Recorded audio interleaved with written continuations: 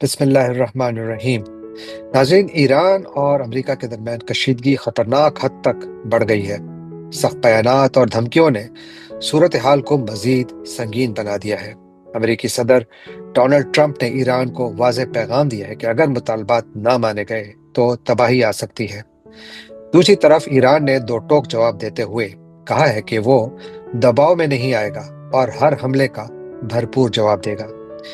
اسی دوران رات کے اندھیرے میں ایران کے اہم مقامات پر بھی حملے جاری رہے۔ زیر زمین اہداف کو نشانہ بنایا گیا، جبکہ شہری ڈھانچے پر بھی ممکنہ حملوں کی بات نے دنیا کو تشویش میں ڈال دیا۔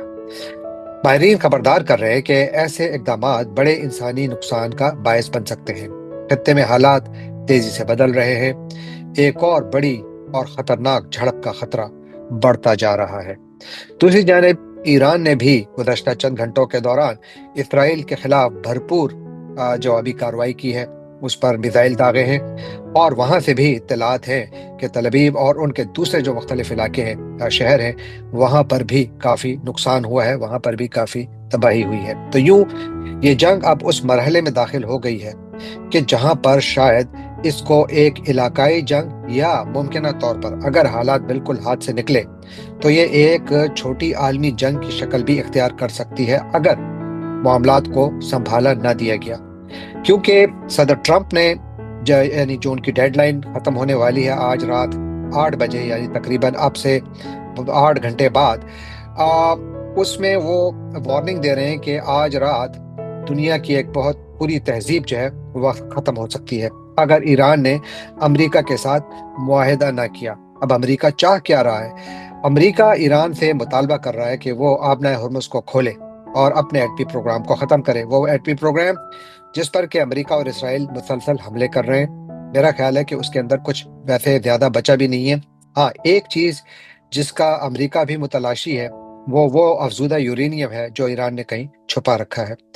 اور جو آبنائے ہرمز ہے اس کی بندش سے عالمی مارکیٹ میں تیل کی قیمتیں مسلسل بڑھ رہی ہیں اور ایک عالمی بحران اب زیادہ خوفناک شکل اختیار کر رہا ہے۔ اور امریکی ممکنہ کارروائی سے پہلے آج اطلاعات یہ بھی ہیں کہ امریکہ نے ایران کے خارگ آئلینڈ، جہاں سے کہ یعنی خارگ کا جزیرہ جو ہے جہاں سے کہ ایران اپنی تیل کی ایکسپورٹ کرتا ہے، اس پر ایک مرتبہ پھر حملے کیے ہیں، کافی حملے کیے ہیں۔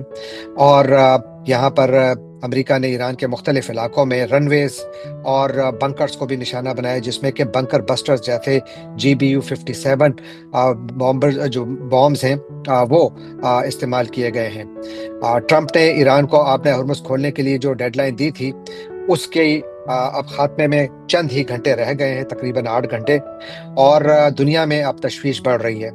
امریکہ میں بذات خود تشویش بڑھ رہی ہے۔ صدر ٹرمپ پر بھی کافی زیادہ اعتراضات اٹھائے جا رہے ہیں، ان پر کافی کرٹیسزم بھی آ رہا ہے، کیونکہ ان سے امریکی عوام، اسپیشلی وہ لوگ جن کا تعلق ریپبلکن پارٹی سے نہیں ہے لیکن جنہوں نے صدر ٹرمپ کو گزشتہ انتخابات میں صرف اس وجہ سے ووٹ دیا تھا کیونکہ اس وقت کے کینڈیڈیٹ ٹرمپ نے امریکہ اور دنیا سے وعدہ کیا تھا کہ وہ تاریخ میں ایک پیس میکر کے طور پر یاد کیا جانا پسند کریں گے۔ لیکن اب کے جو اس وقت اقدامات ہو رہے ہیں تو بہت سارے وہ لوگ جو کہ بنیادی طور پر صدر ٹرمپ کے ووٹر ہیں وہ بھی انتہائی تشویش میں مبتلا ہیں، بلکہ ان کو یقین نہیں آ رہا کہ آخر ایسا کیا ہوا کہ صدر ٹرمپ اس ایکسٹریم پر چلے گئے کہ جہاں پر وہ پوری کی پوری ایک تہذیب کو تباہ کرنے کی دھمکیاں دے رہے ہیں۔ اور کچھ امریکہ میں جو ماہرین ہیں وہ یہ سوال بھی اٹھا رہے ہیں کہ کیا امریکہ کہیں جنگی جرائم کا مرتکب تو نہیں ہو رہا، کیونکہ سویلین انفراسٹرکچر کو تباہ کرنا جو ہے وہ بنیادی طور پر انٹرنیشنل قانون کے تحت اس کے اوپر ممانعت ہے۔ لیکن سر ٹرمپ تو یہ اعلان کر چکے ہیں کہ وہ انرجی انفراسٹرکچر کو نشانہ بنائیں گے، پلوں کو نشانہ بنائیں گے اور ہر اس جگہ کو نشانہ بنائیں گے جو کہ امریکہ سمجھتا ہے کہ اس سے ایران کی طاقت بڑھ رہی ہے۔ یعنی جتنے بھی سویلین انفراسٹرکچر ہے اس پر حملہ جو ہے وہ بنیادی طور پر بین الاقوامی قوانین کی خلاف ورزی ہو سکتی ہے۔ انسانی حقوق کے ماہرین کا یہ بھی کہنا ہے کہ ٹرمپ کی جو زبان ہے اس سے بھی شاید وہ کئی جگہوں پر انٹرنیشنل لا کو وائلیٹ کر رہے ہوں۔ اب ڈونلڈ ٹرمپ انٹرنیشنل لا کو وائلیٹ کر رہے ہوں یا نہ کر رہے ہوں، ایران پر حملے جاری ہیں۔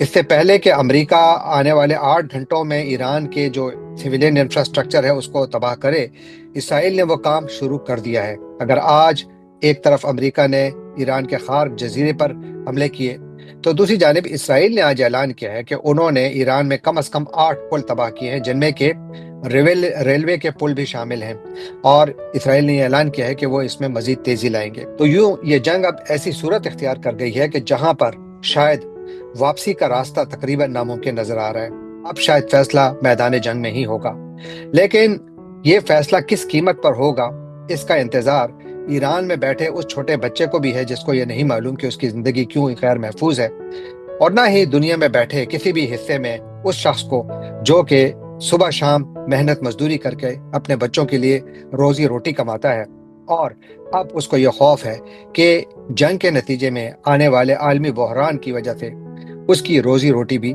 چھینی جا سکتی ہے۔ اس وقت دنیا ایک ایسے خوفناک یعنی خطرناک تباہی کے دہانے پر کھڑی ہے کہ جس سے ریکوری میں بھی شاید دہائیاں لگیں، کیونکہ جس قسم کا انفراسٹرکچر تباہ کیا جا رہا ہے، کیا جا چکا ہے اور کرنے کی تیاری ہے، اور بہت بڑے پیمانے پر تیاری ہے۔ امریکی میڈیا یہ رپورٹ کر رہا ہے کہ کافی بڑے پیمانے پر تیاری ہے۔